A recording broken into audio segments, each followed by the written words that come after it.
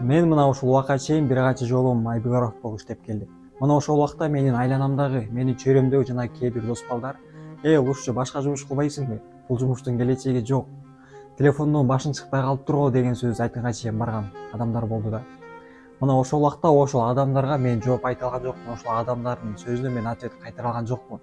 Себеби мен ичтен туйлатып кыйнап турган бир сезим болду. Ушундай мен ылдыйга таап жаткан адамдардын катарына кошулуп калбайынчы, кыскасын айтканда, мен успешный адамдардын чөйрөсүнө кадам таштап барып, ошолордун чөйрөсүнө кошулуп калбасам экен деген ичтен коркуу сезим бар болчу. Мен аларга эмес, мен өзүмө далилдегим келди. Ушул келечеги жок деген жумуштун канчалык келечеги бар экенин жана ушул жумушта канчалаган мүмкүнчүлүктөр бар экенин көрсөткүм келди. Мына ошол убактан азыркы убакка чейин мен кандай адамдар менен иштештим жана кандай адамдардын жанында жүрүп сабак алдым. Анда эмесе кыскача айтып берейин.